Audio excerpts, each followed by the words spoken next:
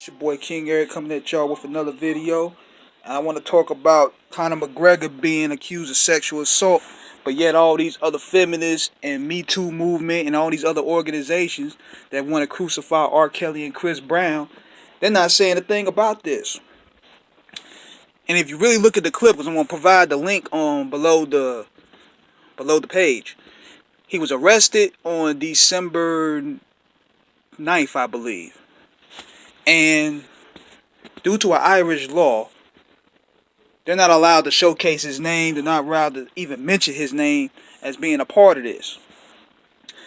But you would think that since this guy is the biggest star in the UFC, he's the face of UFC, that this was going to be plastered everywhere. Because they did it with Mike Tyson. Mike Tyson, when he got accused of rape, he was everywhere.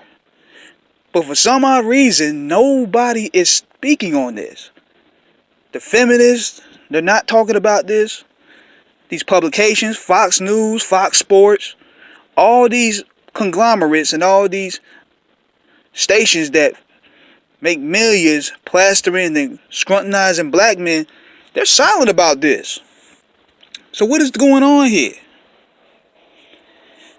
You got Chris Brown being the face of this Me Too movement now, along with R. Kelly.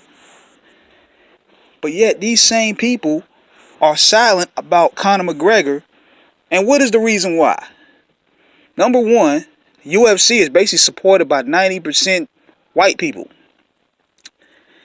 And with Dana White and with people who pour into the UFC, you're going against advertisers. The UFC is $1 billion conglomerate.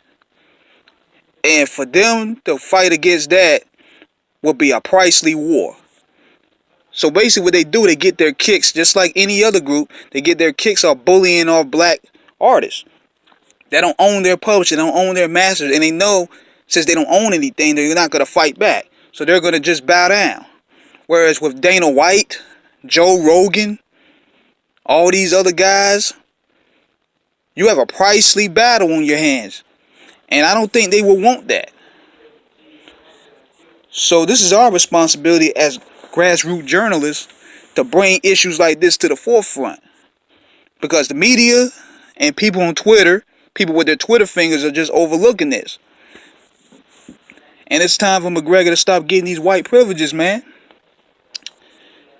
Look how he acted with old boy that he fought last time. Anybody that would have acted that way would have been portrayed as an animal. But yet this guy here, nobody says nothing. They turn the blind eye. So with this situation here, everybody's turning a purpose blind eye. Because they know that's a priceful war that they got to fight. And this is what we got to do. And one more thing I want to chime in on is, my advice to Chris Brown would be, nigga, fall back. Fall back and focus on your music, dog. You got a stellar career going. Leave the gangbang leeches alone. Leave the groupies alone. It's time for these guys to start moving differently now. Because it ain't like it was back in the 70s, 80s, and 90s where you could just pick up groupies.